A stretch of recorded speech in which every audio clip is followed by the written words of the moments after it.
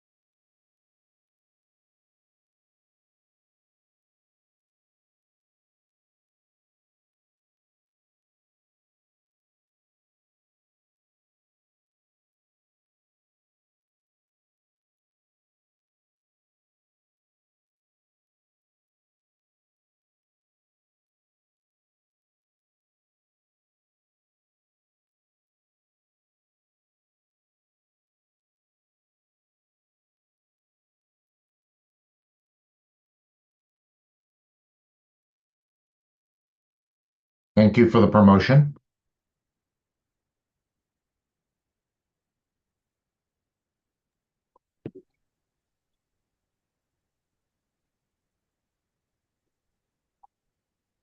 Good morning, everybody. My name is Tim Freeman. I'm an associate architect for the California Building Standards Commission. With me in the room this morning is Morning, everybody. Oh, wait, why am I not?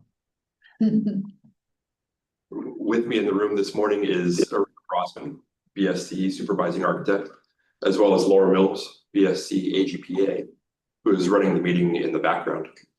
Also with us are representatives from the Division of the State Architect, as well as representatives from the Department of Housing and Community Development and other agencies who participate through Zoom.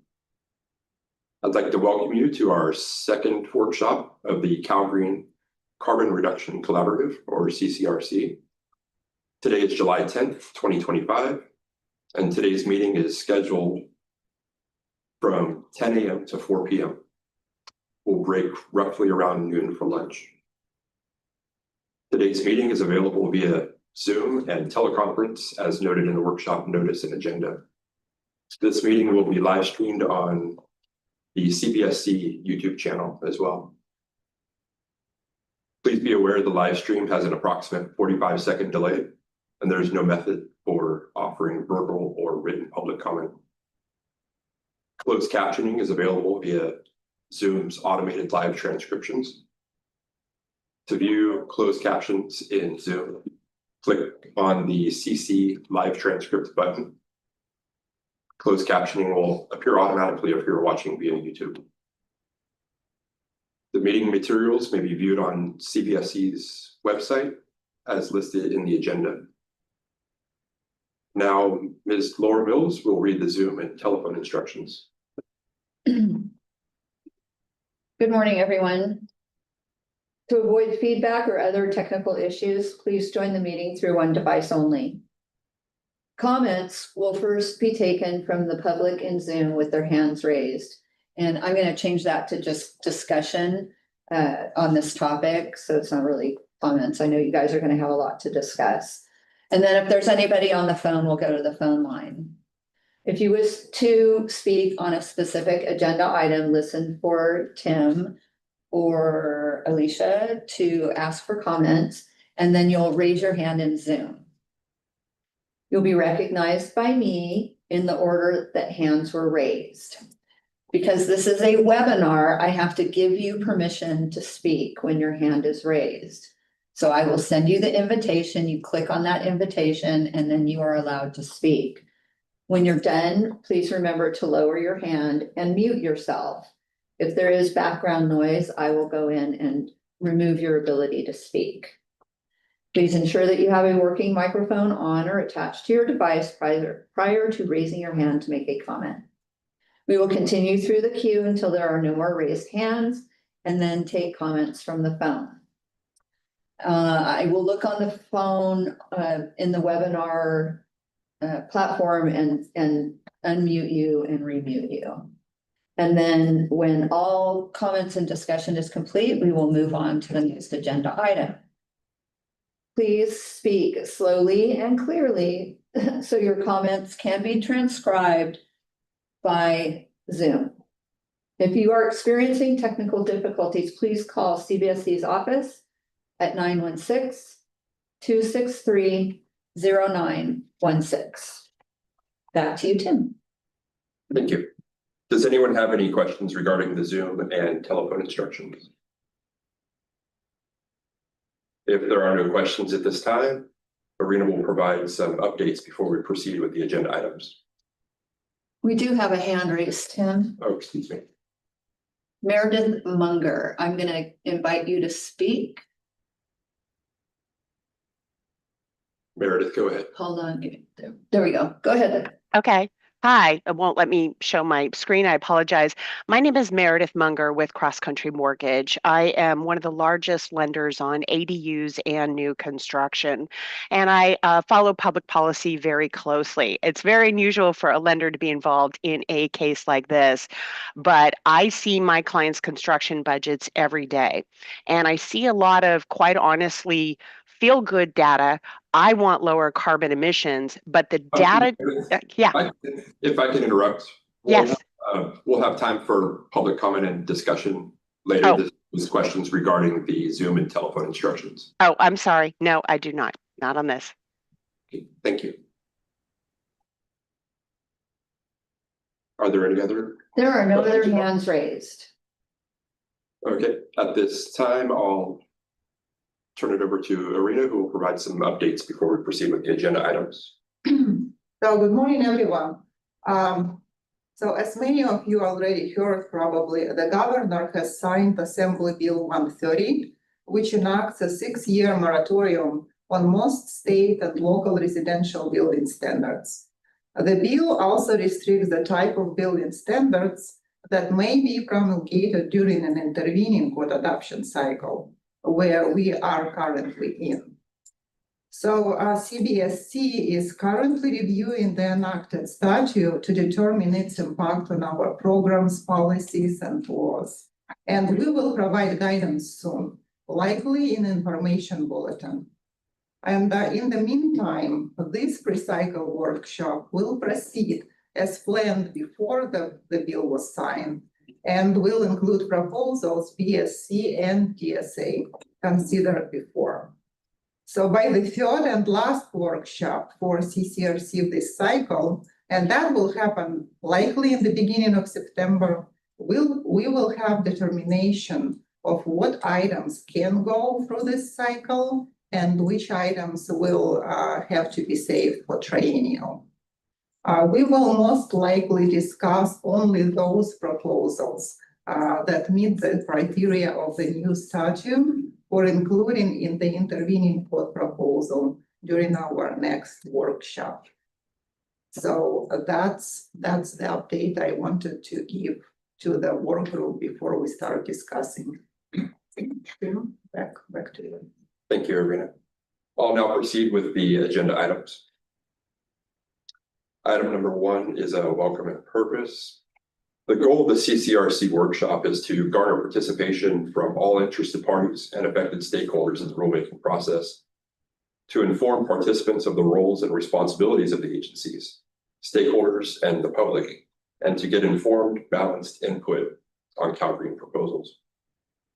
BSC has the authority to write Cal Green regulations for the built environments for non-residential construction not regulated by other state agencies.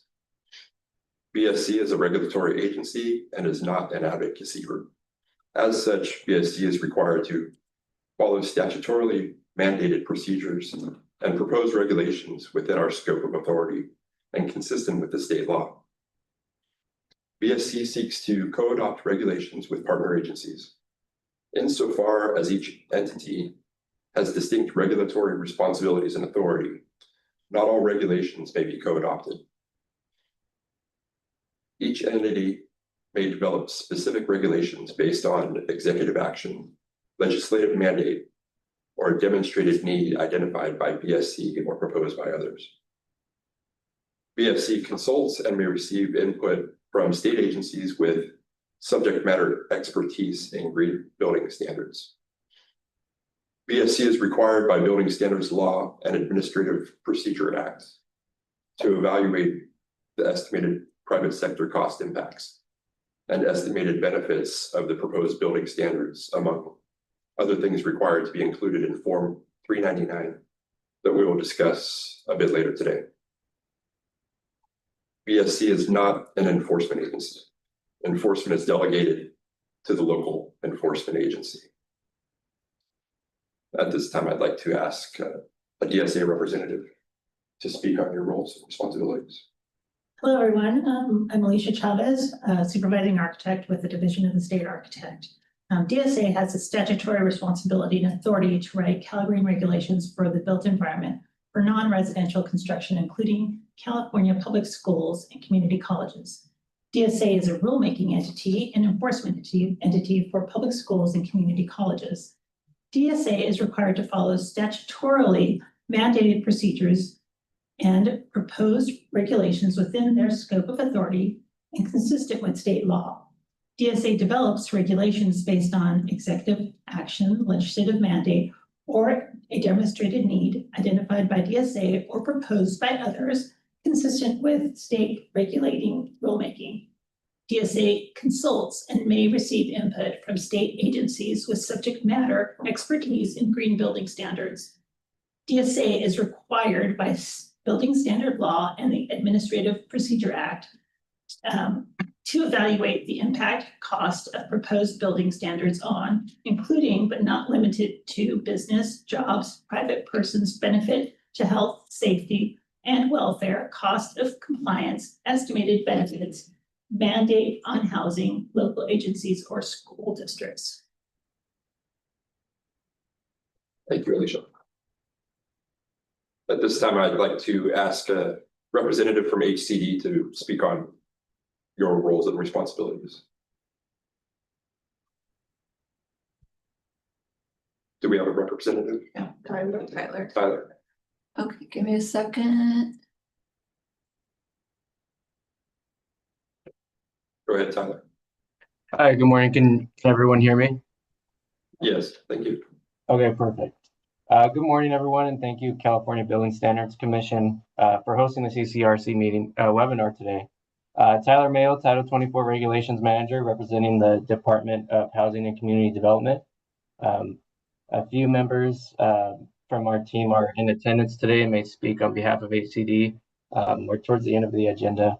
But as it relates to HCD's mission, roles, and authority, our mission is to promote safe, affordable homes and vibrant, inclusive, sustainable communities for all Californians. HCD has the authority to propose for adoption Cal Green regulations for residential occupancies. HCD is a rulemaking entity for residential occupancies, and enforcement of the code is handled at the local level. Specifically, HCD's authority for adopting and proposing green building standards lies in Health and Safety Code section 17928 and 18941-10A2. Health and Safety Code section 17928 requires HCD to review relevant green building guidelines and propose mandatory green building features for residential structures determined to be cost-effective and feasible to promote greener construction. And that's HCD's roles and authority. Thank you. Thank you, Tyler. At this time, we'll move to agenda item number 2, CCRC code change proposals from BSC and other state agencies. For a recap of workshop number 1, on March 20th, 2025, BSC, DSA, and HCD convened the first CCRC workshop of the current 2025 intervening code adoption cycle, attended by multiple state agencies and stakeholders. At the workshop, BSC and DSA presented possible CCRC proposals to be included in Chapter 5 and 8, as well as Appendix 5 of Cal Green. Several proposals were presented by AIA California. Presented proposals included were cleanup items, such as errors in worksheets and units of measurement, BCCA carbon limits for insulation per SB 1207 statutes of 2024, raising the threshold of GWP values to 175% to bring CCRC closer to BCCA levels, a carbon budget compliance path, and a circular economy, and others. For the following agenda items, DSA will present proposals that DSA and BSC intend to co-adopt, as well as DSA-only proposals. After that, I will present BSC-only proposals. Eric has his hand up. Eric, would you like to say something? Yeah, I was trying to take my camera off as well. Thank you very much for everybody who's attending. My name is Eric Drever, Principal Architect at DSA Headquarters. I apologize for not being in the room with everybody at BSC and the rest of the team. I'll try to transition there as you guys are discussing and stay abreast of the meeting. But I noticed that we didn't really pause for any questions on AB 130 I know we went through that discussion. Irina, thank you for that presentation. And I was wondering if we might pause for any questions relating to that.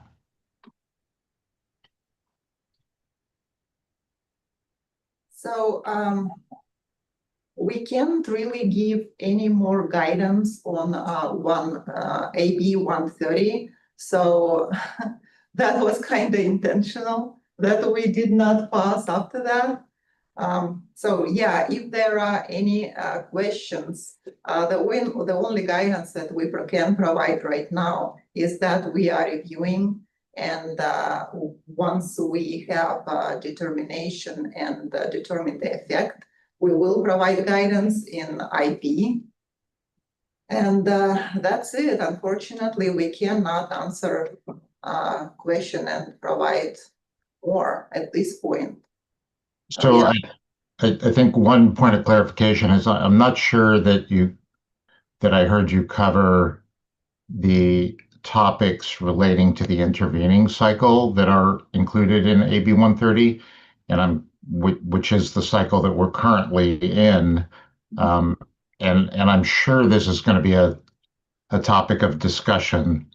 So I'm curious if you might speak to maybe at least some of the specific language that is included in AB 130 without a commitment. I understand DSA and BSC and other agencies are considering with each of our legal, what the overall implications of that bill are. And so it's hard to make a commitment. But there are some fairly straightforward language included in the bill, which might be helpful for folks who are following that bill. Yeah, so the bill restrict the type of standards that can be proposed during the intervening cycle. So most likely, some of the standards that we have in the documents that were posted for this workshop will not be able to move forward during the intervening, but that is to be determined. And we intend to have that determination by the next workshop in September. So some proposals may go forward and some will definitely not. And yeah, by the third workshop, we will have that determination for sure. And we'll be talking more. Okay, thank you, Irina. I appreciate the extended discussion. Yeah, okay. I have a few things. All right, yes. Michael has his hand up. Oh, excuse me. Sorry. Michael, go ahead. Oh, thank you, Michael Malinowski on behalf of the American Institute of Architects, California. To be more specific, in follow up to Eric's question, the bill AB 130 references two dates that I think are of interest, and I would like to get. One is that it is effective October 1st, 2025, and I would like building standards to highlight how that particular date intersects with the intervening cycle. In other words, because the intervening cycle has a time framework, how does that date relate to the feasibility of something being considered in the intervening cycle? And the second question is another date that is in the bill, which is January 1st, 2032 for an effective date, which would seem to imply that there could be actions taken that would have a future effective date that would be outside of the framework. For example, an action related to CalGreen and so those two dates, I think, merit a little bit of further clarity. Thank you. Yeah, and it looks like Kevin and Eric has hands. So. I'll defer to Kevin first. Thanks, Eric. Good morning, everyone. Kevin Day, Deputy Executive Director of the California Building Standards Commission. Michael, in response to your question, like Irina said, we're still reviewing the provisions of AB 130, which, as many of you know, used to be AB 306. It was a traditional bill that got transferred into a budget trailer bill that moved very fast through the process and was signed on June 30th. So there were also many provisions of the bill that were added right before that enactment. So we're still reviewing and hope to provide guidance soon. But with regard to the intervening cycle, there are sections of that budget trailer bill, AB 130, that are separate from the 6-year moratorium on state and local building standards affecting residential. There are amendments that affect the intervening code adoption cycle in perpetuity. It's completely isolated from the moratorium. And that's what Arenas and Eric have been speaking about. So that's another thing that we're looking at, but the changes to what type of state agency submittals can be submitted in an intervening code adoption cycle forever is limited to certain criteria in the bill. So that's kind of the substance of it, what I think Arena and Eric were getting at. And so I think, like Arena said, by the third CCRC workshop, we'll have received the appropriate and sufficient guidance to determine what CCRC proposals that this group has been considering meet those criteria for an intervening code adoption cycle submittal for both BSC, DSA, and any state agency, and will be discussed at that future meeting. So hopefully that helps. Eric, would you like to add to that? Yeah, and I think Mr. Day got at the core of what I was going to say, and that is that the intervening cycle is effective immediately. The statute is effective as soon as it was signed, which was on June 30th. And as Kevin mentioned, goes on indefinitely. The moratorium, as Kevin was calling it, the effective date is in October and then of this year. And the sunset date is in, I believe, 2031, which would cover the next 2 code cycles. But some of that analysis is still, as Irina's mentioned, still going on with our legal teams. And I think, as Kevin alluded to, that triennial moratorium relates to residential units or codes affecting residential units more specifically.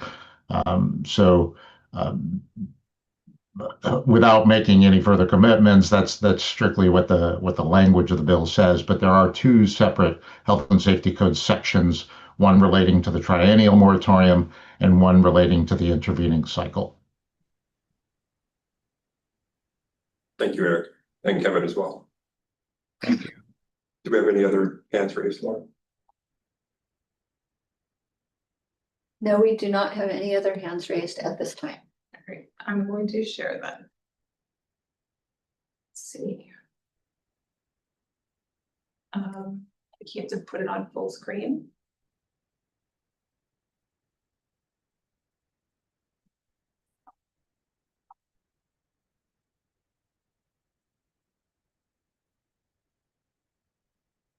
I mean, I can start here while you're working on that. And apologies, I'm on the beginning. There we go. Okay, hello, I am Ida Brown, Senior Architect with DSA.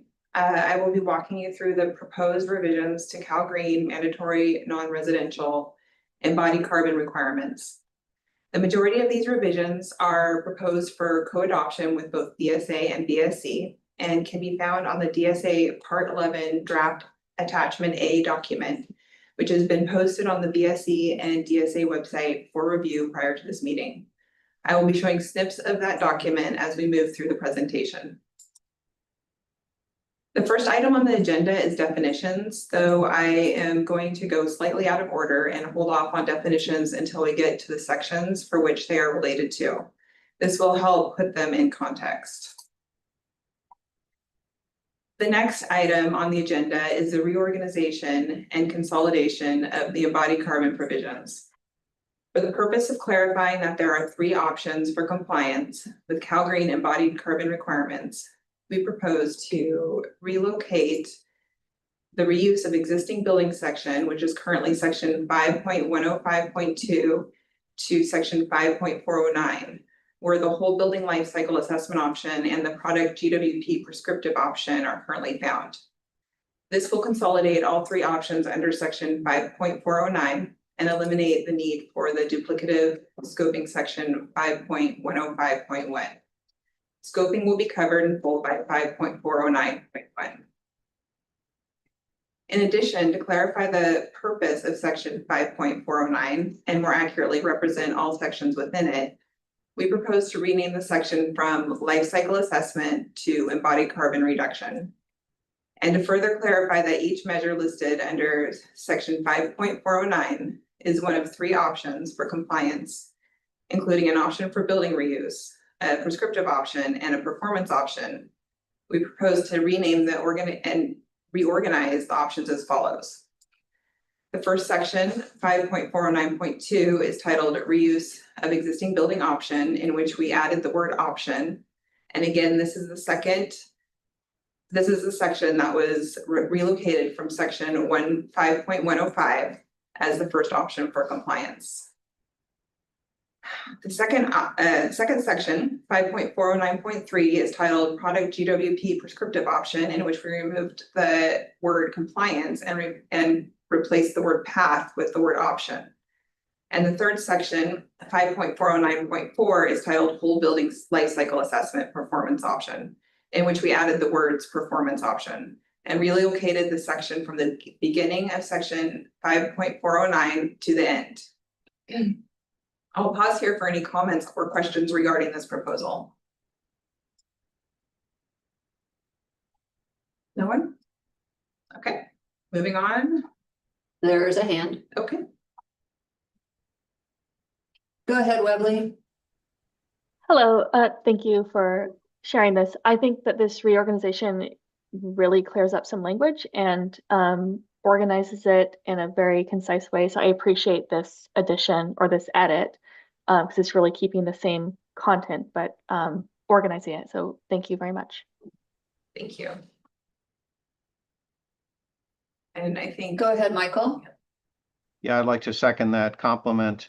This really clarifies and makes easier to implement as well as to enforce these provisions. So this is a very welcome change. It doesn't have any material effect on cost or difficulty. And if anything, it makes things simpler and easier. So it should actually lower cost of applying and enforcing the code. Thank you. Thank you. All right, next on the agenda is revisions to the scoping section 5.409.1. And for this, BSC and DSA will maintain their separately adopted scoping sections identified by the banners. The BSC scoping section is listed first, so I will turn this over to BSC to describe their proposed updates. Thank you. Under BSC Calgreen's banner, we're adjusting the language to remove the effective dates for the 50,000 square foot threshold, as well as the language for 100,000 square foot threshold to implement the 50,000 square foot threshold moving forward. In addition, section numbers have been adjusted and renumbered to reflect the reorganization of the sections. Thank you. For the DSA scoping section 5.409.1, the proposed language has been simplified for clarity and now states that projects with a combined new and or altered building floor area over the threshold amount of square footage are required to comply with one of the options for compliance. This means that for projects that include multiple buildings and different scopes for each building, the cumulative new or altered building area, not including existing floor area that is unaltered, will need to be calculated to determine if the project exceeds the threshold for compliance. In addition, DSA proposes to reduce the compliance threshold from a total project area of 50,000 square feet to 25,000 square feet. This reduction is based on building characteristics data from the 2018 Commercial Buildings Energy Consumption Survey, which indicated that 13% of all buildings are greater than 25,000 square feet and account for 65% of the total building floor space. Thus, targeting buildings greater than 25,000 square feet yields the greatest reduction potential via total building area with the lowest number of buildings being targeted. Additionally, the study showed that an average education building size in the US is 31,100 square feet. So reducing the threshold to 25,000 square feet will capture the average education building while still alleviating the impact on smaller projects. DSA also proposes to add the requirement for projects with combined new site concrete area of 5,000 square feet or greater to comply with the GWP limits in table 5.409.3 for consistency with the intent of the section to target the highest GWP materials for reduction. This is all for the scoping section. Proposal updates. Are there any questions or comments?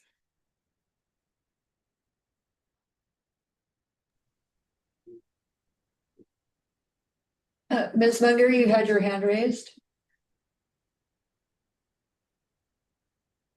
Did you call on me? This is Mike Malinowski, American. Not yet, sir. There was one Okay. person with their hand raised prior to you. I don't think you unmuted them.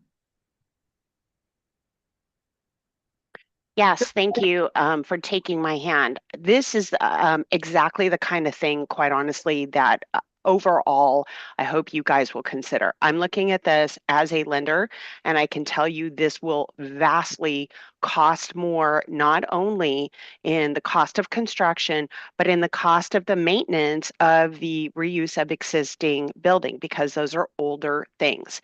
This is exactly why AB 130 was passed, because all of these regulations are piling on to the cost. My question to you is, have you actually had an actuarial consideration of any or all of these options? Because when we look at what other states and nay, other cities are doing internationally, they are not nearly providing the burden of regulation on this. And yet, we cannot say that Miami is a less clean ocean or a less clean city, nor Austin, nor Scottsdale, nor any number of cities, or Paris.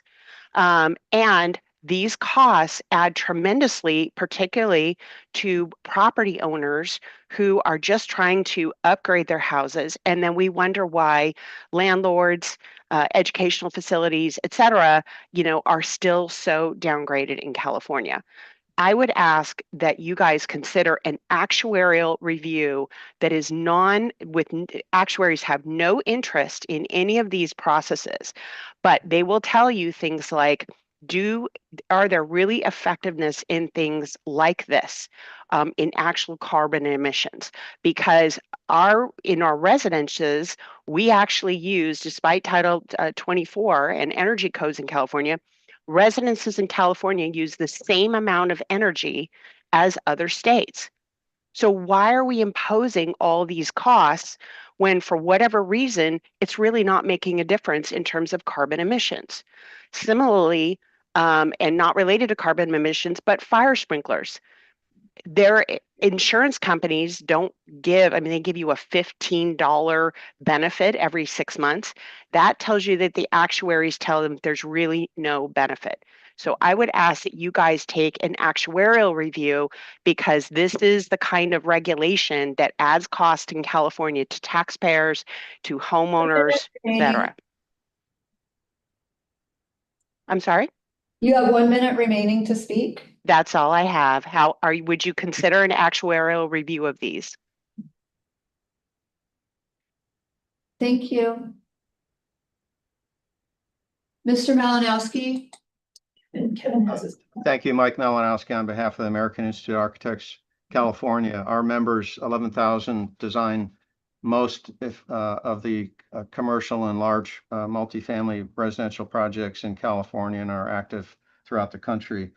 Just to clarify, these regulations that are being proposed have no impact on houses. They don't extend to that. They're not being adopted by a state agency that deals with housing compliance. They also have not been demonstrated to add any cost of significance to any project. And projects in the areas being proposed, the compliance requirements are so minimal, and design professionals have been already well trained with free CEU units, that simple variations in the choice of materials makes compliance simple. The fact that the regulations as proposed have 3 alternative compliance paths, 2 of which are extremely simple to implement. The performance path can involve some cost, but that is optional, and many design professionals will not use that path because the other paths are so simpler.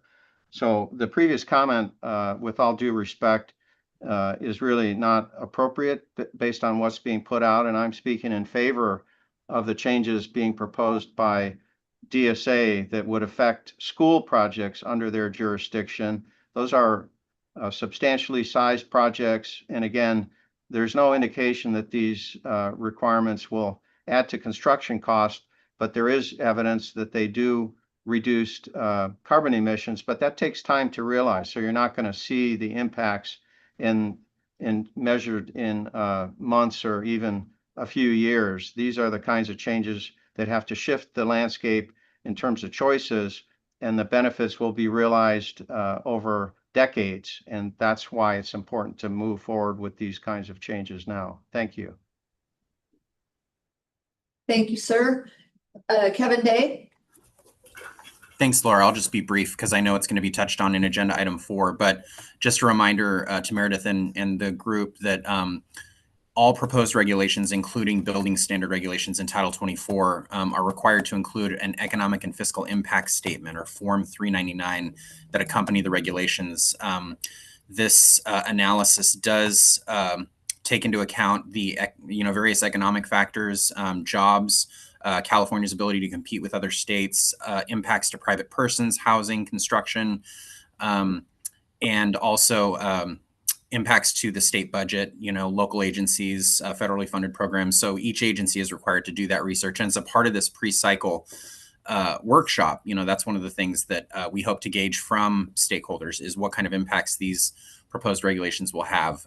This 399 goes through a rigorous review process. It gets reviewed by the department's fiscal officer, and then it goes up to our government operations agency, which is actually the chair of the Building Standards Commission, and then it's required to get reviewed by the Department of Finance before the regulation can be approved. So it is kind of factored into the process. Just want to clarify that. Thank you.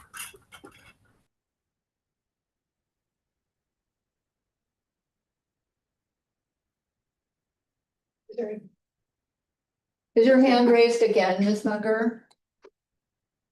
Nope, there it goes. Okay. Yes.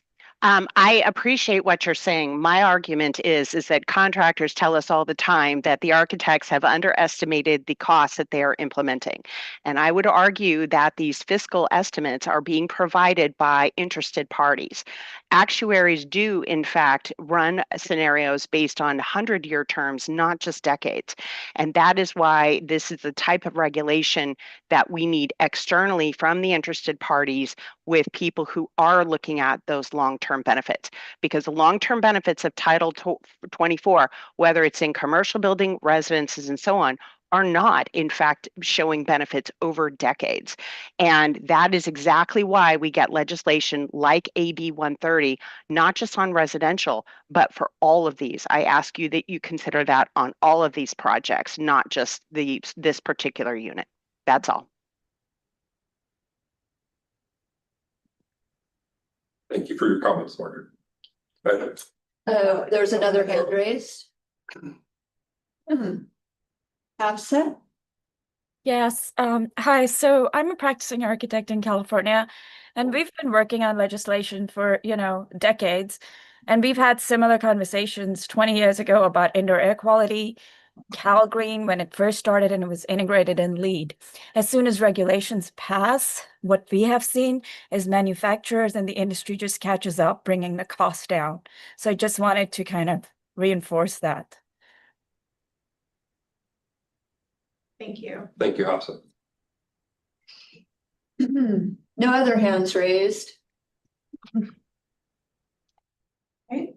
We will continue to section 5.409.3, product GWP prescriptive option.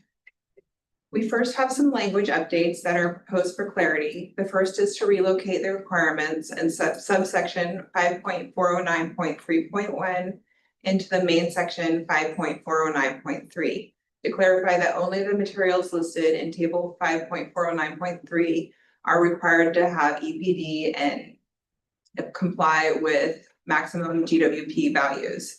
This does require some renumbering of the sections. The second is the added exception for salvaged materials and products, which clarifies that they are not required to have a type 3 EPD and shall be considered to have a GWP of 0.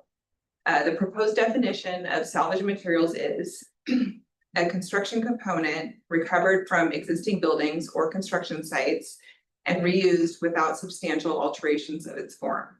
Salvaged materials are minimally processed only, such as cleaning, repairing, resurfacing, and resizing. Common salvaged materials include structural beams and posts, flooring, doors, cabinetry, brick, and decorative items. Any comments on this item or the related definition for salvaged materials?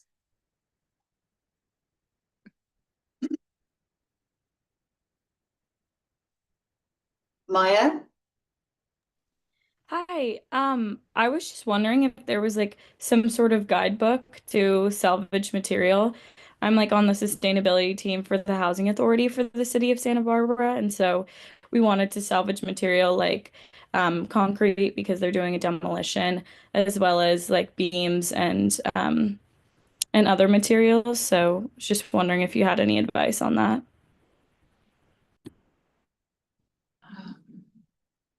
I would probably look to LEAD for some guidance, but I'm not sure if it's exactly the information that you're looking for. I'm not sure if anyone else has some ideas on that. I would suggest you email us at dsasustainability@dgs.ca.gov, and maybe we can do some research for you and get back to you. Great, thank you. Great. More hands, okay.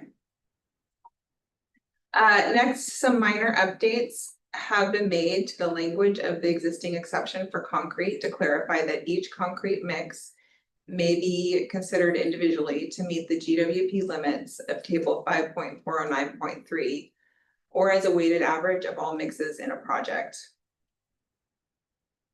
Moving on to table 5.409.3, the table is showing proposed adjustments to the GWP limits with decreases from which decreases them from 175% to 125% of BCCA and NRMCA levels. And I'll also note that would be 125% of 2025 BCCA levels, while currently the limits are based on 2022 BCCA levels. And considering recent passing of Assembly Bill 130, DSA is also considering reducing the GWP limits to 100% BCCA and NRMCA levels for the triennial code cycle. And before we move on from this table, there are a few items to note. The first is regarding flat glass. This is not reflected in this document. However, DSA has been in discussion with CARB and DGS Procurement Division involved with the CCA and are looking to expand the requirements for flat glass to also include processed glass and IGUs. This may be by requiring that the flat glass component in processed glass and IGUs complies with the established GWP limits in table 5.409.3, or it may be by establishing GWP limits for various types of processed glass or IGUs. The reason for doing so is because flat glass is not typically used in building construction, only processed glass or IGUs, making the current flat glass GWP requirement in section 5.409.3 less effective than intended. The second item we'd like to bring up before we open for comments is that surveys are forthcoming to manufacturers and suppliers of the building materials listed in table 5.409.3 with the intent of identifying any cost differences between current and proposed GWP levels. And lastly, we are proposing to remove the note regarding sample ordinances for use by local agencies, as this note is not applicable. Any questions or comments regarding table 5.409.3 or the product GWP prescriptive option proposals? Go ahead, Mr. Malinowski. Thank you, Michael Malinowski, on behalf of the American Institute of Architects, California. I'm speaking in support of these changes. We did get significant criticism when these the original standards were put into place as being far too easy to meet. These bring the requirements back to a level which is more meaningful in terms of carbon reduction, and yet we believe that the thresholds being proposed will still be easy to meet. There are plentiful products in the marketplace that are competitively priced that meet these standards. So we believe that the net impact will be minimal to none in terms of construction cost or project feasibility. Thank you. Thank you.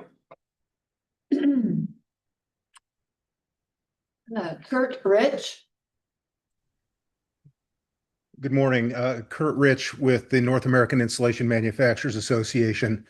With respect to the GWP limits on mineral wool board insulation products, I guess I'm wondering why the requirements haven't been updated to reflect state law imposing requirements on all insulation materials. I believe that, and correct me if I'm wrong, but I believe that that there is work being done by the CARB. I believe BCCA is the one that's yes. doing the research on other types of insulation, but that's going to take. No, time. this was an amendment to California Buy Clean, passed into law nearly a year ago, and updates still haven't been made. Yes, so Buy Clean California, which is run by the procurement division of DGS, is working on that, and it will take time for them to do the research on it before they can implement it, and it probably will not align with the rulemaking cycle. Thank you. Webley. Hello, this is Bubbly with WAP Sustainability. Just wanted to note that WAP Sustainability has looked at these GWP values against the different products that are in that left-hand column there to confirm that there are enough EPDs to provide variety of selection for these different products. So the values that are set in Buy Clean California, there's products that are available, but the 125% provides many more products to be able to be chosen from. Thank you.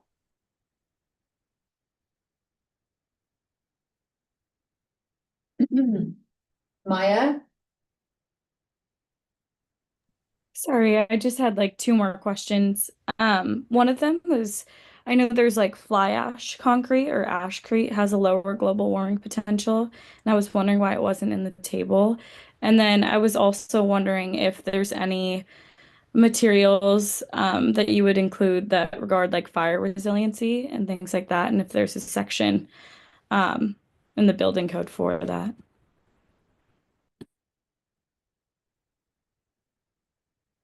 I think that's something that we would probably, if you can email your questions to DSA Sustainability at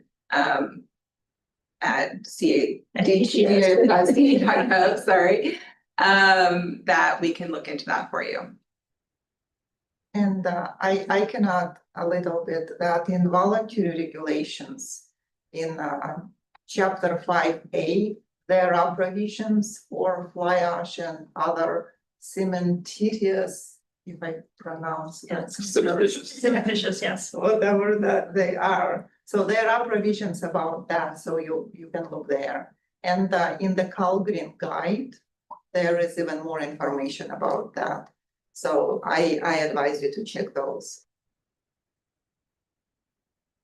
Thank you. Eric. Hi, thank you very much. Again, Eric Drever, Principal Architect with DSA. Can you hear me? Yes. Yeah. Okay. I'm en route at the moment, but I wanted to respond more directly to the fly ash question. There are various materials, cementitious materials that you can use to reduce the carbon. As you know, the carbon in the concrete.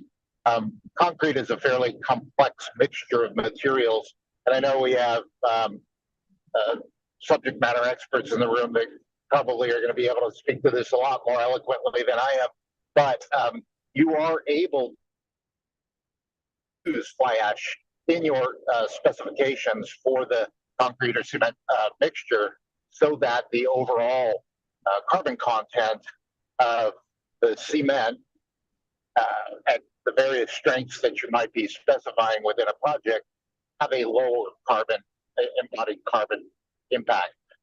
So I'm not sure if that really responds, but in that the table includes carbon limitations in concrete mixtures at the various strengths, you would simply use fly ash or other dolomites or admixtures to reduce the carbon.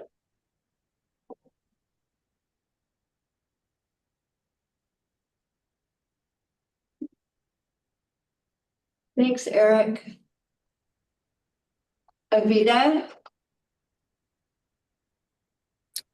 Hi, thank you for the time. My name is Avi Day. I am a licensed architect here in California with 14 years of experience designing and building commercial buildings. I wanted to tag on to Eric's comment here in response to the ashcrete question from Maya, that you can certainly use ashcrete as long as you have an EPD for ashcrete for that specific strength that you're using it as, and that EPD shows a GWP that meets these requirements, these thresholds, you can certainly use it. So the way these requirements were written is that it's all based on total GWP. So how you get there, whether you use fly ash, whether you use some other cementitious supplements, how you get there doesn't really matter.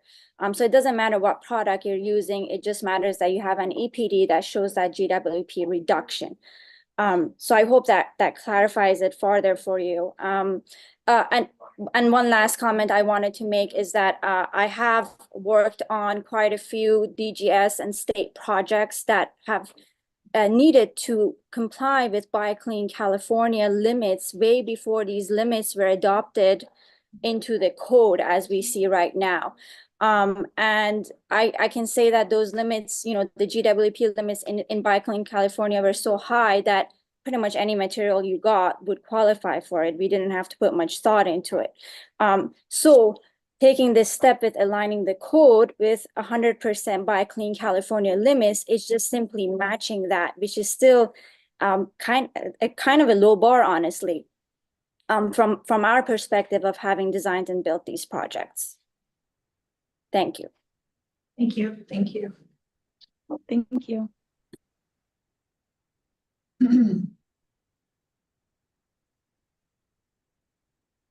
There are no other hands raised. Okay. All right. Okay, moving on to section 5.409.4, whole building life cycle assessment performance option. The revisions proposed in this document reflect adding a carbon budget as a secondary option to the base building method. I'll also note that DSA is considering moving fully to the carbon budget option in place of the base building method. And with that, I will turn this over to the Carbon Leadership Forum for a presentation on the carbon budget. So I will stop sharing.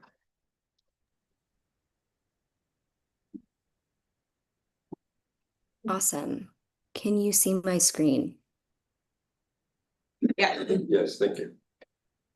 Wonderful. Hi, everybody. I'm Aurora Jensen. I'm a senior manager at the Carbon Leadership Forum, and I lead our low carbon buildings team.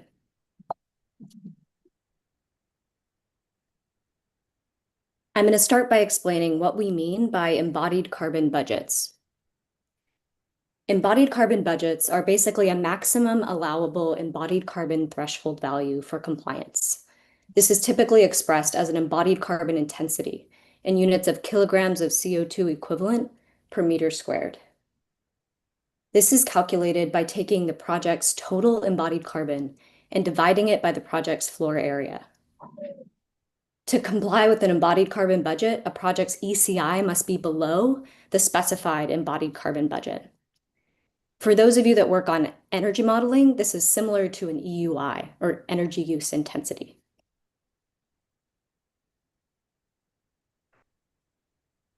So the way this would work is policymakers, like this group, would introduce specified ECB values for buildings. So for example, a hypothetical budget is shown here at 600 kilograms of CO2 equivalent per meter squared. Then project teams would perform whole building life cycle assessments and compare to this budget. You can see in this graphic that in this hypothetical example, 4 of these projects meet the requirement easily with no change at all. They would comply simply by submitting their whole building LCA results for compliance. And here, buildings B and buildings E would need to reduce the embodied carbon of their project holistically in order to comply. And effectively, this creates a net reduction of embodied carbon over this set of buildings. There are many benefits of an embodied carbon budget option. This budget option is easy and simple. This basically means that project teams and code officials have fewer LCA models to create and therefore fewer to review because no baseline model is needed in this approach. If projects already have medium to low impacts, they're not required to reduce them further. This is a notable change or difference from the baseline approach that's currently in the performance option. These budgets are also clear and predictable. Project teams know exactly what ECB value they have to work against from an early design phase, which creates clarity for teams to work within that constraint. The ECB method also doesn't change over time. The method stays the same, which saves on training and retraining. And this approach is also flexible and forward-looking. So ECB values can advance over time to increase decarbonization by changing the numbers, and ECBs can be tailored to align with local or global climate targets. I want to emphasize that adding this option does not necessarily remove any of the existing compliance paths. It simply increases flexibility by adding another path. I heard that it may also be used in lieu of the baseline requirement, and this pathway could certainly stand on its own as well. Next, I'm going to talk about how to determine the embodied carbon budgets to use. This has really been the exact focus area for Carbon Leadership Forum over the last several years. And we recently wrapped up a study called the CLF Whole Building LCA Benchmark Study version 2. This was a multi-year study to determine typical embodied carbon intensities and budgets effectively for common building types. This involved data collection of real-world projects. We looked at collected data from 30 design companies and over 200 whole building LCAs from late design or construction stage. This involved rigorous whole building LCA modeling requirements and reporting requirements and data quality assurance. There's numerous information about this study available online at this link. You can look at the data set, the industry report, and several academic papers that explain the background here. And this work was done in combination with the University of Washington.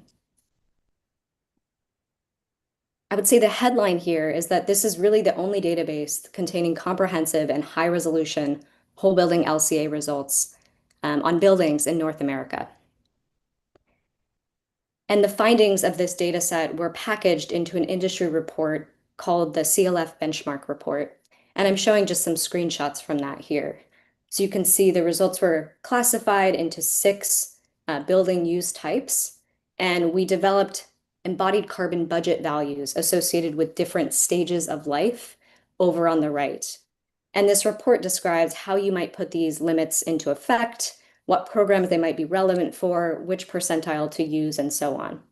But this report wasn't specifically tailored for Cal Green, and that's what I'm going to get into next. So kind of thinking through this process for Cal Green specifically, we have tailored the recommendations for this context. Our goal here was to recommend a pathway where the option would reduce effort and increase flexibility for design teams and code officials. We want ECBs to use building code definitions wherever possible to make it closely integrated with the existing code. We found it important that this ECB approach, if maintained alongside the baseline approach that's currently in the performance option, would maintain parity with that approach, so be about the same in terms of its overall reduction potential. We also felt it was important for ECBs to be clear, simple, and achievable without overburdening teams and code officials. And to summarize, the recommendation we're making is for ECBs to be based on primary IBC occupancy types. And the reason for this is it closely aligns with the data formats and verification processes used in our report and the underlying data that backs up the figures. Occupancy type can be easily tracked and verified by code officials. It's on the architectural sheets and it's known in early design. And the 75th percentile value in this data set creates almost exact parity with this 10% reduction requirement in the baseline approach. So it's more or less equivalent. And the way that our data set works, the 75th percentile means that 75% of projects should satisfy these ECB targets automatically without doing any reductions on their project, while still building capacity in the industry towards decarbonization. This table summarizes the values we're recommending with the occupancy categories, primary occupancy categories on the left and the budgets on the right. So you can see we've simplified even further from the recommendations I showed from the original report. And we've described 3 categories here: storage and non-high-rise residential, education and business, others, and high-rise residential. And I'm going to put residential aside, knowing that that may or may not make its way forward, depending on the wider context here. But I want to emphasize that we mean primary occupancy. So really the greatest share of the project's total gross floor area would determine the occupancy category used here. So kind of a winner-take-all approach or majority area. We're not intending this be used as an area-weighted average approach, which we feel creates complexity to kind of track that change over the design stages. And I can explain that in more detail if that's helpful. We're suggesting the required ECB values correspond to the 75th percentile of data because it creates equivalency, as I noted before. And we do have recommendations for tier 1 and tier 2 values to create that similar parity that we're not going to go into detail to today. I want to give a quick high-level view of what we mean when we're defining these occupancy types. So we have storage and non-high-rise residential and all of the detailed occupancy classifications we mean with these wider categories. So we understand this would create some new definitions. To summarize, we think these recommendations are appropriate because they align with the intent and application of the performance option within the CalGreen context. This utilizes the best available data today for the embodied carbon impacts of projects. This incentivizes net decarbonization in parity with the baseline design approach in the performance option. And it's achievable with minimal effort for the majority of projects. This really makes it easier to comply than it is today. We think these targets are easier to understand and verify for both project teams and code officials, and it'll save time and effort compared to the baseline approach. Importantly, this can also be easily updated and improved over time without changing the process as a whole. I'll close there and hand back to Ida. Okay. Here again.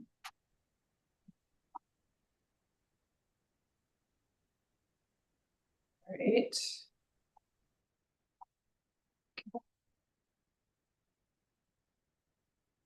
All right, thank you. Before I move on, whoops, actually, I'm just gonna, before we move on, are there any questions on the carbon budget?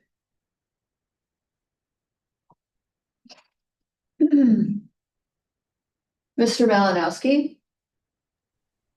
Thank you, Mike Malinowski, American Institute of Architects, California. I want to specifically thank the Carbon Leadership Forum for that great presentation that clarifies why we're even talking about embodied carbon budgets. This this is an advance that will make things simpler for both design professionals as well as code officials. It doesn't take anything away from what's already in CalGreen.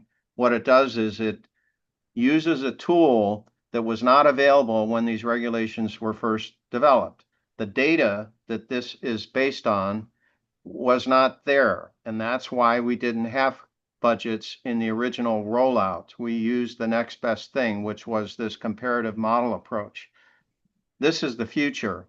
We believe, the American Institute of Architects believes, that at some future date over time, this will be the prevailing method used throughout the United States and around the world when dealing with embodied carbon. But we could not do this until the data was in hand. So we do appreciate Building Standards and DSA and HCD for considering adding this into the mix. And again, this is not replacing anything or taking anything away. It is just adding an additional option so that a design professional can use this more enlightened, simpler, and lower cost approach if they happen to choose the performance path of compliance. Thank you.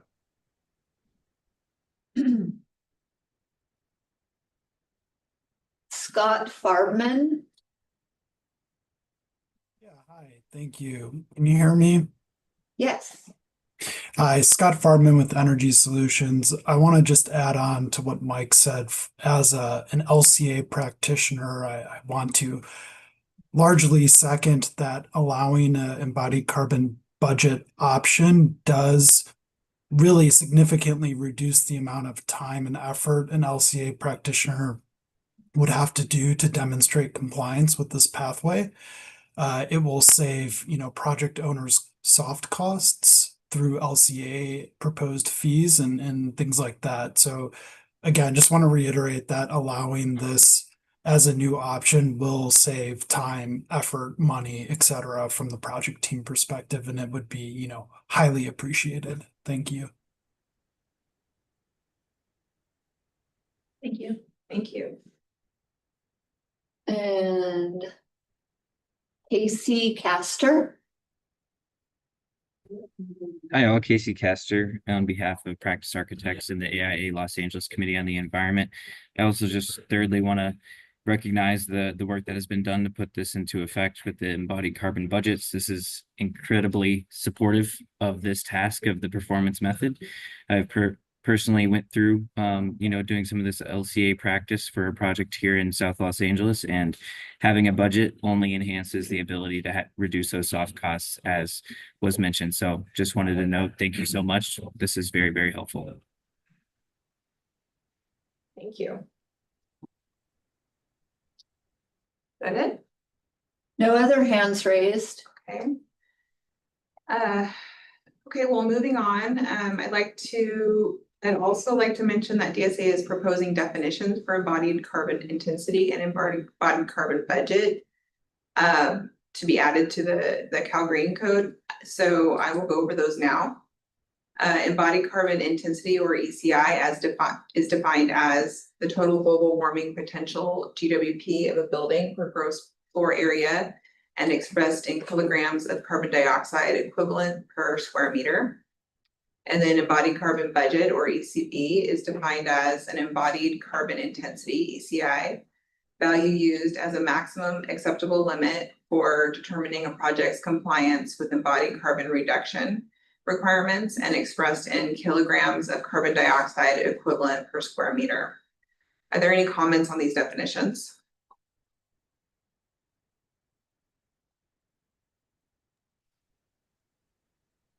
Mr. Malinowski. On behalf of the American Institute of Architects, I want to speak in support of these definitions. They're clear, simple, to the point, and consistent with nationally recognized standards. Thank you. Thank you. No other hands raised. All right. And still on the whole building life cycle assessment performance option, we are also proposing an exception for biogenic carbon to be excluded from the calculation.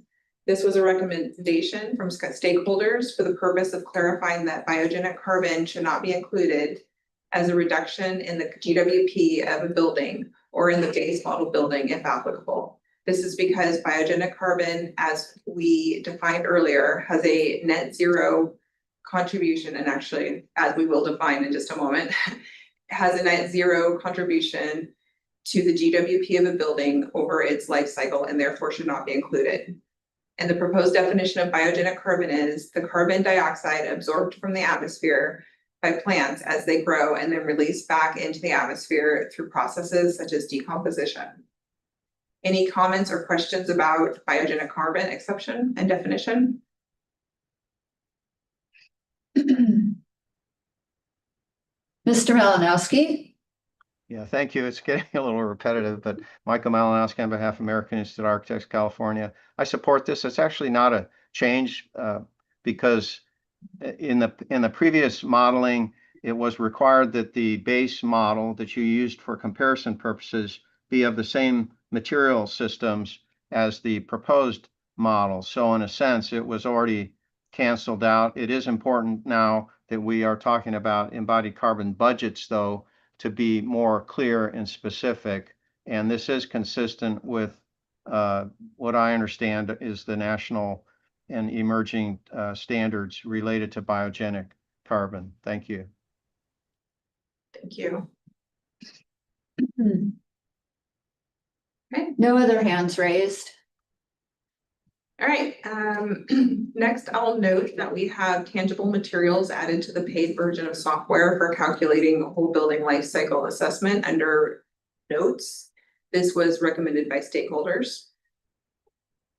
And to follow up on the Carbon Leadership Forum's carbon budget presentation, shown on the screen is a snip of how their recommendations are proposed to be incorporated into the code language. Section 5.409.4.1 specifies the requirements for the carbon budget method, describes how the embodied carbon intensity is calculated, and includes table 5.409.4.1, which lists the maximum acceptable embodied carbon budgets per building type. Additionally, the baseline building method has been broken out into the separate section 5.409.2 with predominantly existing language with only minor modifications for clarity.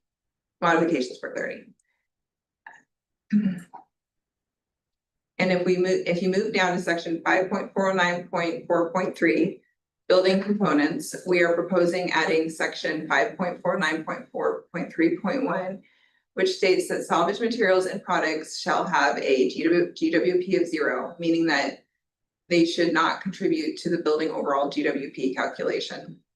This is it for the whole building life cycle assessment performance option. I'll pause here for comments.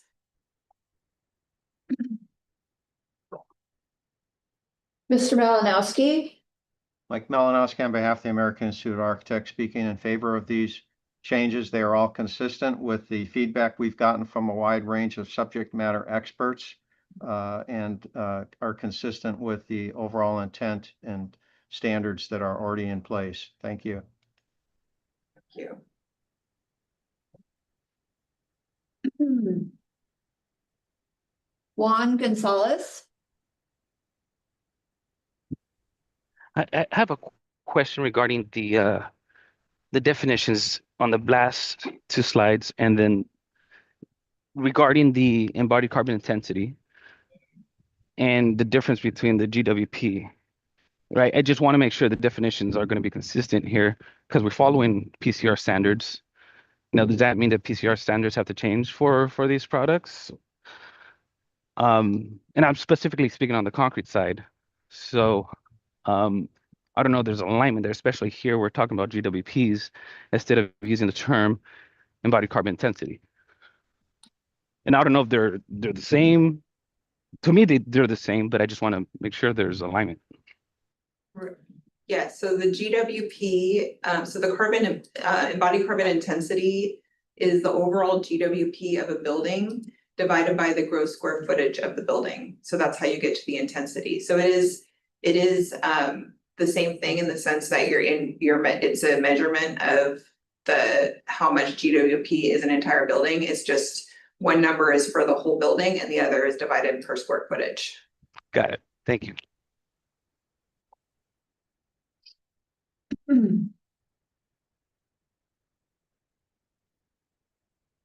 Ignacio? Hi, good morning. Ignacio Valdivia, Sustainability Manager for Holiday Rock. I'm new to this group, so today's meeting went a little fast on all the changes and everything, so bear with me here. On the budget numbers, are those, I know those numbers came from CLF. Is the process for DSA to adopt those numbers, or does DSA do their own calculations to set their own carbon budget? Can you clarify a little bit on that part? I can answer that. Yes, based on the research provided by CLF, is that we are considering adopting based on their research. The carbon budgets. Got it. Okay. And then I didn't have time to dive into the data. So is there a way to provide feedback after the fact of this meeting to you to Yes.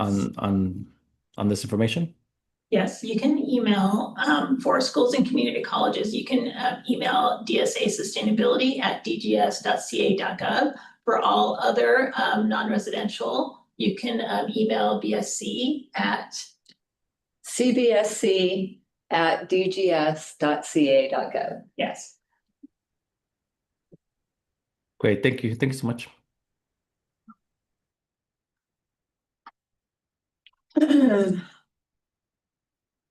Okay.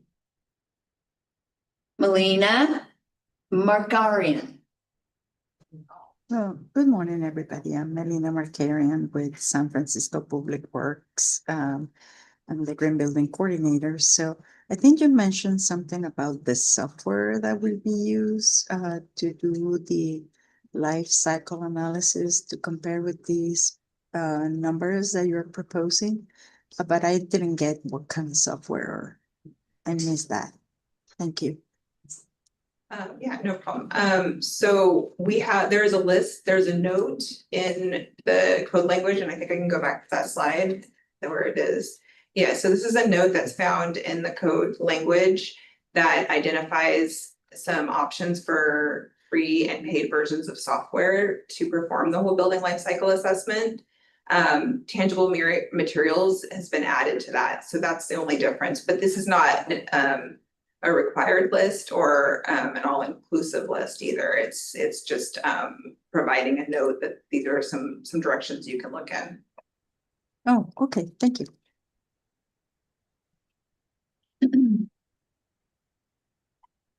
Okay. Anything else? Anyone else?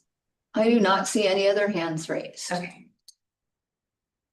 The last item I will go over are the proposed revisions to the worksheets related to section 5.409. Worksheets 3, 4, 5, and 9 include updates that are reflective of the proposed updates we have previously reviewed. Worksheet 3 also only includes, is on the screen now, only includes a revision to the section number for which the related code section can be found. That's for the building reuse. Worksheet 4 is related to the building life cycle. Sorry, is related to worksheet 4 is related to the whole building life cycle assessment performance option. Specific updates are to add the carbon budget option for compliance and a clarification that the term location is intended to mean geographic location. Worksheet 5 is related to the product GWP prescriptive option. Specific updates include clarifying language only. Worksheet 9 is again related to the whole building life cycle assessment performance option and is for reporting the results of the assessment. The form has been revised to add the carbon budget option for compliance. In addition, optional reporting sections have been removed since they are not required code requirements. So here we have an image of the overall updated worksheet 9. With that, I'll pause for any comments before turning this back over to BSC.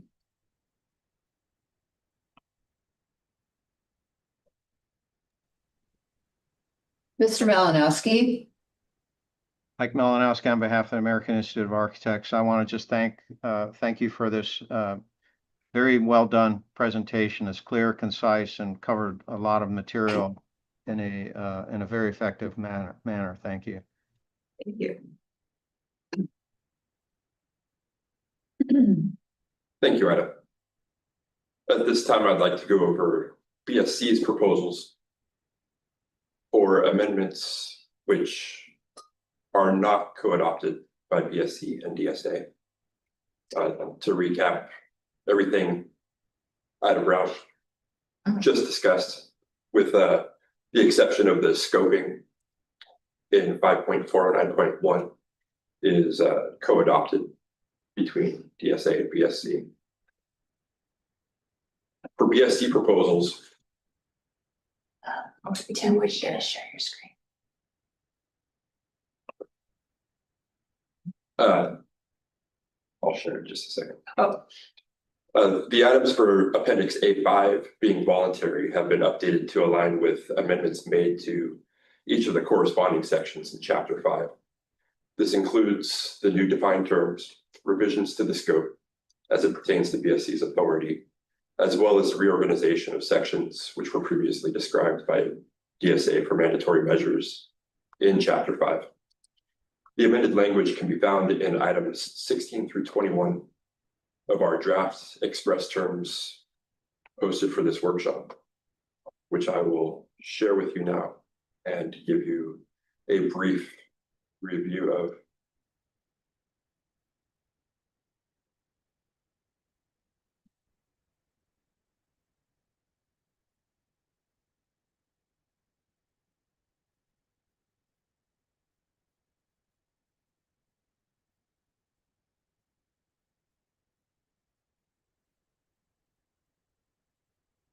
One second.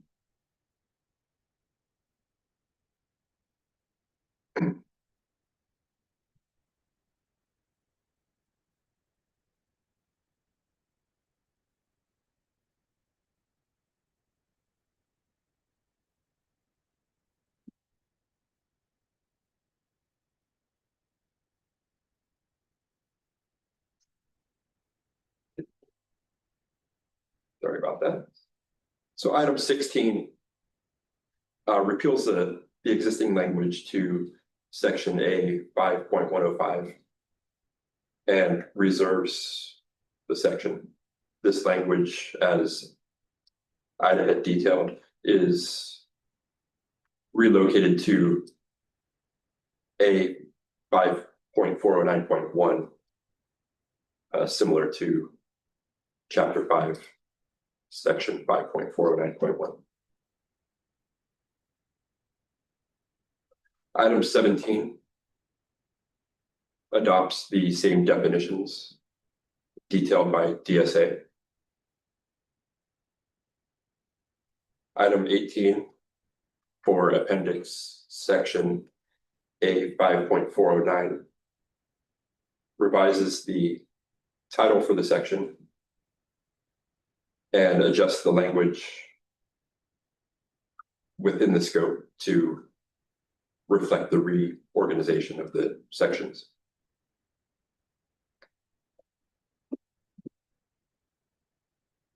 Item 19 for A 5.409.2 follows the language revised in Chapter 5, Section 5.409.2 to renumber and reorganize the sections and subsections. Item 20 for Section A 5.409.3 product GWP also mirrors Chapter 5, Section 5.409.3 to adjust the language, but also provide Tier 1 and Tier 2 compliance for voluntary measures.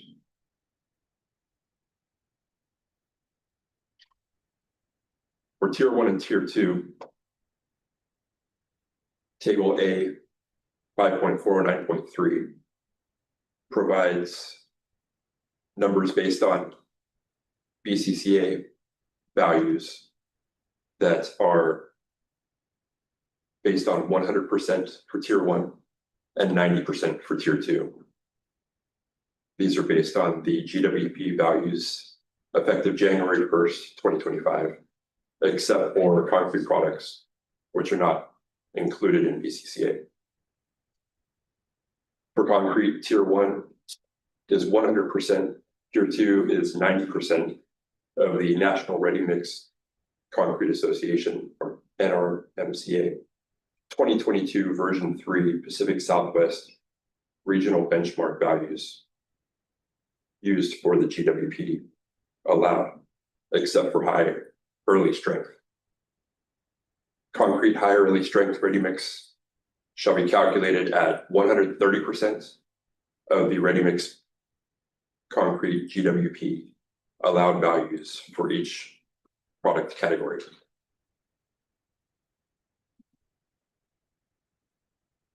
Item 21 is for section A 5.409.4. And again, mirrors the revision of language of chapter 5, section 5.409.4 for whole building life cycle assessment performance option. It also adds the carbon budget method discussed earlier and provides tier 1 and tier 2 levels for primary occupancy groups based on the percentile of ECI buildings included in the Carbon Leadership Forum benchmark study V2.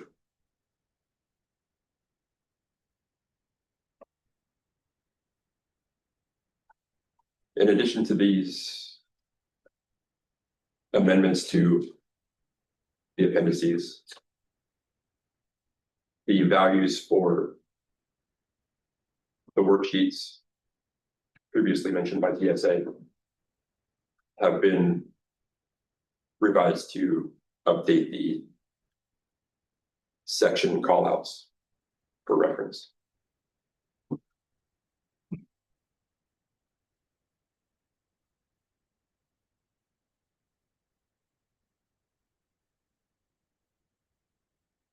At this time, I'd like to invite HCD representatives to speak. Tyler Mayo. Hi. Hello again, everyone. Can you hear me? Just a quick audio check. Yes, thank you, Tyler. Okay, thanks, Tim. Tyler Mayo, Title 24 Regulations Manager, representing the Department of Housing and Community Development. Our update should be pretty brief. HCD does not have proposal language to share currently. However, we did want to provide the group with an update on potential amendments related to carbon reduction. HCD received a petition from the American Institute of Architects California, AIA, to adopt for residential occupancies changes that were adopted by the Building Standards Commission during the 2022 intervening code adoption cycle. These changes were ones that reduce embodied carbon emissions for non-residential occupancies for building projects over 100,000 square feet.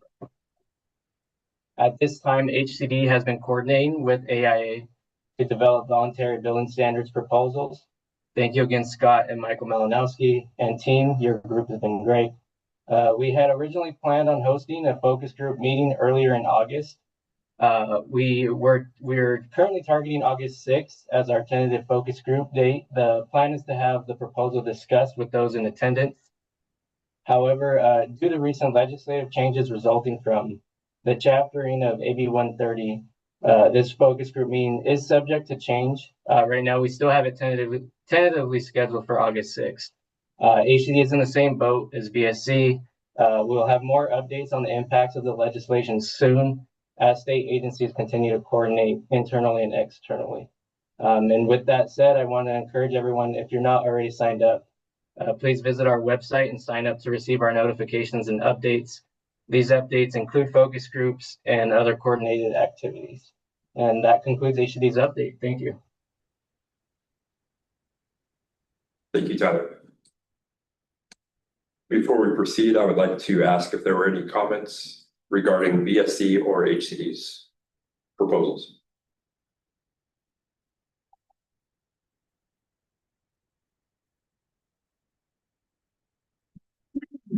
Michael? Michael Malinowski on behalf of American Institute of Architects, California.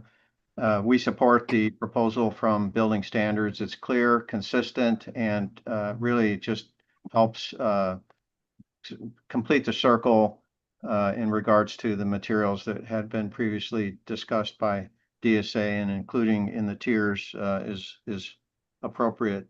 In regards to the HCD status, we've appreciated the opportunity to work with HCD. We understand that the change in the legislative environment has created a lot of uncertainty. We believe the voluntary measures are not likely to be able to proceed. We did provide HCD with an alternative path, which would be to have mandatory measures that would only apply to very large projects, as noted, 100,000 square feet. Our studies showed that that's probably only going to affect somewhere between a few dozen and certainly less than 100 projects throughout the entire state of California in any given year. We believe that the primary benefit is not in overall carbon reduction, but just shifting attitudes, culture, and habit in the building industry to be considering material choices when they create designs. We believe that is a worthy objective, even though it's harder to quantify than measuring gigatons of carbon emissions reduction. We also understand that HCD, like all state agencies, is operating in a lean environment with limited bandwidth and resources at its disposal. So in the end, we have to respect whatever decision they make internally as to how best to approach this, given all the factors that they're considering. Thank you. Webley? Hello, this is Bubbly with WAP Sustainability. I had a comment on worksheet 9 where biogenic carbon has been striked out, which makes sense based on this. If it's possible, I think reporting biogenic carbon as a separate line item as a voluntary option would be helpful for future researchers to be able to obtain that information, to know that whether or not an architect is including that information in the LCA or not. I don't know if that is something that you can consider having a voluntary place to put that information. I just wanted to note that because I think that it would support future research. Thank you. Thank you for that comment. We'll consider.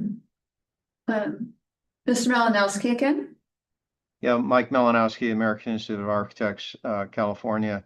I would second that comment from Webley. We haven't really discussed this specifically, but gathering data is really important in terms of how you determine feasibility and how you measure progress, particularly when one of the objectives, as I noted just a minute ago, is changing culture and habit in the building industry. But I will also say that one of the things I really noted in the Carbon Leadership Forum's data was that the light frame wood construction is inherently less carbon intensive. And so to the degree that a voluntary inclusion of material would help clarify that. And that was one of the areas where we felt that there was limited opportunity to try and extend carbon reductions into the landscape of most light frame wood construction, because it's already inherently low in embodied carbon, and we do want to encourage use of that building approach whenever feasible. The market favors it anyway because it is typically the most cost-effective approach as well, but having an opportunity to continue the data gathering would be really great, although I'm not sure how including it on a form would do that, because the forms are submitted to building departments, and I don't think there's any mechanism to collect that information. So it could create some confusion, and unless we, come up with a more fully developed mechanism. So anyway, those are my thoughts on that. Thank you. Thank you, Michael. There are no other hands raised.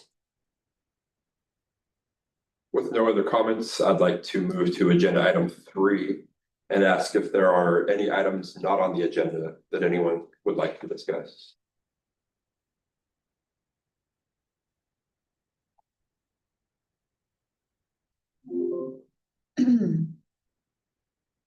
No hands raised. Okay. Hearing none, I'll move to agenda item 4, action items and future meetings.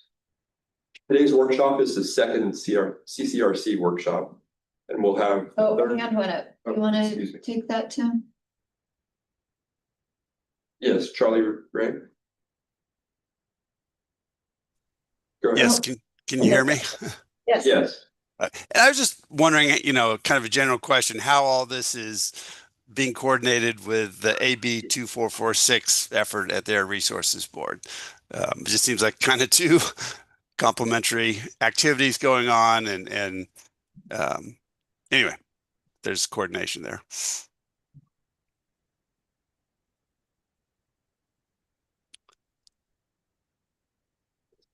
Want to speak? I want to speak it up. Sure. So, I'm sorry, who was the comment? Charlie, thank you, Charlie, for your comment. DSA and I believe BSC as well attends the California Resources Board work group that is collecting data and creating strategies for AB 2446. They actually have I don't remember the other name of the other work group, but CARB is leading up 2 separate work groups, both of which have overlap with embodied carbon, and BSC and DSA are actively involved in both of those groups.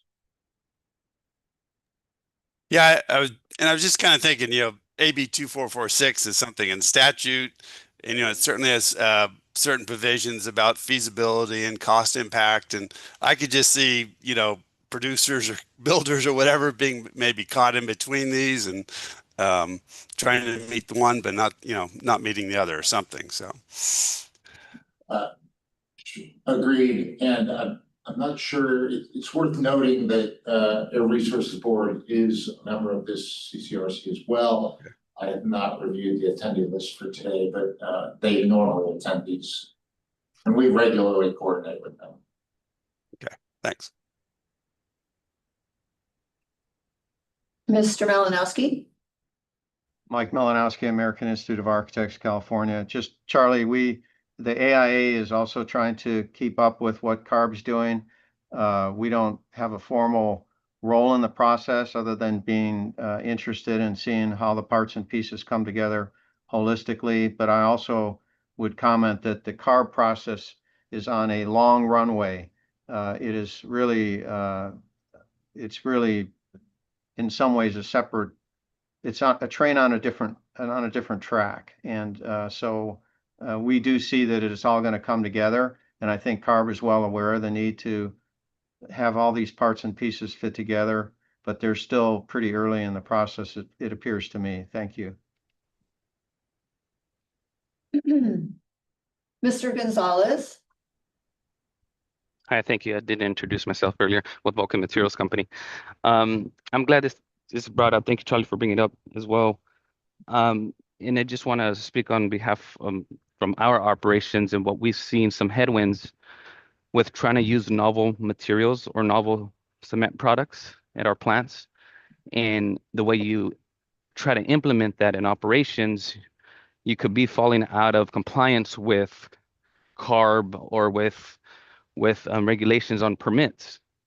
And using novel products that are at smaller quantities, you can't replace that with your traditional day-to-day operation storage facility, right? So what we've seen is these barriers, and through the permitting process and not utilizing these novel products, and where we're trying to reduce our carbon intensity or embodied carbon of our end product.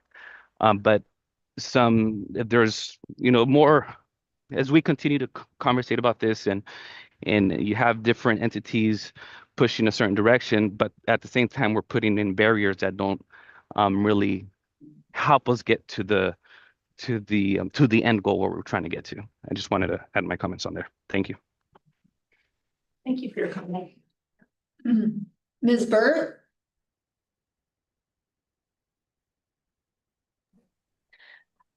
Yeah, so I just wanted, this is Hafsa Burt again. I just wanted to add to what Michael said. AB 2446, some of the members of AI California's CalGreen Collaborative were pulled into the early work comments, and it is on a completely different timeline and a much longer timeline. So just in July, they're just developing a framework for measuring and just collecting data on different case studies. And then the earliest possible compliance that they're looking at is like 2027, and their net zero, like net reduction of even 20%, they're targeting 2030. So we're on a different timeline than them.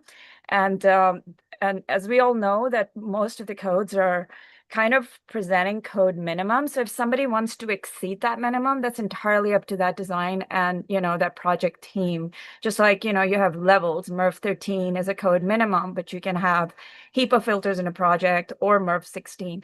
So the intention with the CalGreen reduction measures was to introduce a minimum as a baseline that can be further added on by the project teams.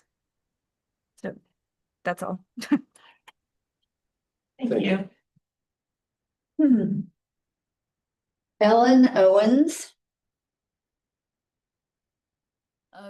Good morning, everyone. Can you hear me? Yes.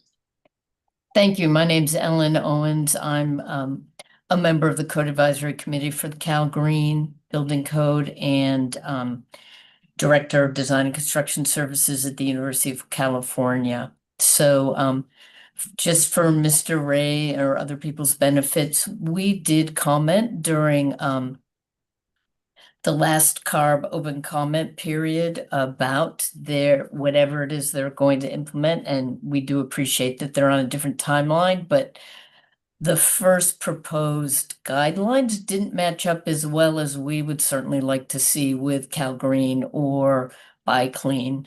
As a state agency, we're subject to all three, as are a lot of people on the call and in the room. So I recommend that people comment to CARB. The AIA California Council also commented to CARB. So maybe there have been further meetings and things have changed a little bit, but I don't think it's a concern to be dismissed at this point. So I just wanted to add that we're watching that as well. Thank you, Ellen.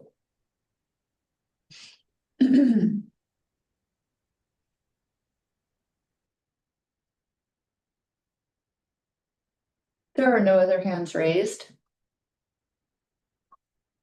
Okay, with no other comments, I would like to continue again to agenda item 4, action items in future meetings. Today's workshop is the second CCRC workshop, and we'll have the third and last workshop at the beginning of September with a specific date to be announced shortly. Rita, would you like to make a comment? Yeah, so as Tim told, in September, we'll have our last workshop for this intervening cycle. And then December 1st will be the date when all the submittals for this cycle need to be submitted to BSC. And after that, our regular cycle begins with the CAC review and public comment periods. And eventually, when all the proposals presented to the commission at the meeting and approved. So our action items before the next meeting and before December 1st deadline for sure We'll be working on ISOR language, and we'll be working on the rest of the documents that are required to go through the rulemaking. And we'll need help from all the stakeholders on that. So if you have any data to provide to us, either for ISOR language or for cost estimation, we'll appreciate if you send it to us or DSA, any entity, basically, any one of two or both. That will be great. And the main, and I would say the most difficult part of that is Form 399, the cost estimation. We need data for that.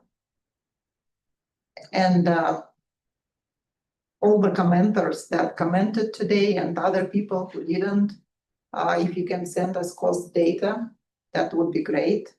We have a link to where everyone can look at the Form STD 399 to see what kind of data is required to be provided as part of the rulemaking. So basically that's it, I think. DSA, do you want to add something? Just for transferring that data to DSA, please email it to dsasustainability@dgs.ca.gov.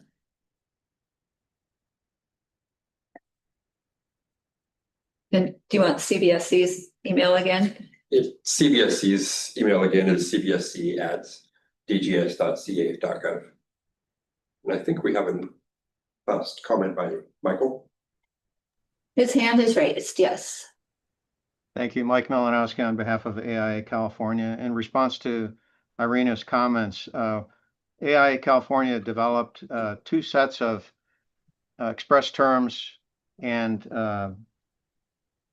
the ISOR, the statements for HCD for their consideration. We'll be happy to share that with you. One of the two sets relates to the mandatory measures as currently envisioned and maybe helpful rather than starting at zero. We also have various members of the coalition that we work with ready to work on the 399, and actually Anish Tilak from RMI, who may or may not be on this call, actually conducted a pretty extensive survey to gather hard costs on the performance method, whole building life cycle assessment, and other information. And we have people from other organizations that are going to be stepping up in that. So we look forward to working with DSA and building standards to help close the loop as this moves forward. Yeah, thank you, Mike. Yeah. Thank you, Michael. We'll appreciate the data for sure. Anish? Hi, folks. Yeah, I just wanted to follow up from what Mike said and confirm that we did conduct a survey of design practitioners who are conducting whole building life cycle assessment and the relative costs of different types of scopes for that. And we'll be sharing the results of that survey with you all shortly. Thank you. Thank you, Anish. I'm going to just jump in. I forgot to mention Energy Solutions is an entity that we've been working with. Scott Farman and Chris Urain have worked in the past on the 399, and they have access to data that we don't have as an entity, and they've indicated an interest in continuing to support those efforts. So we expect that we'll be there at the table helping bring this to the finish line. Thank you, Michael. With that, I would like to thank DSA for your presentation, as well as the Carbon Leadership Forum, Aurora Jensen. Each of the stakeholders' comments and input is valuable and very much appreciated. I'd like to thank each of you for your attendance And I think we're Yeah, giving a little bit of time back to you. and it looks like we are done well ahead of the schedule, so. Yeah. With that, I think we adjourn. Thank you. Thank you. Thank you, everybody.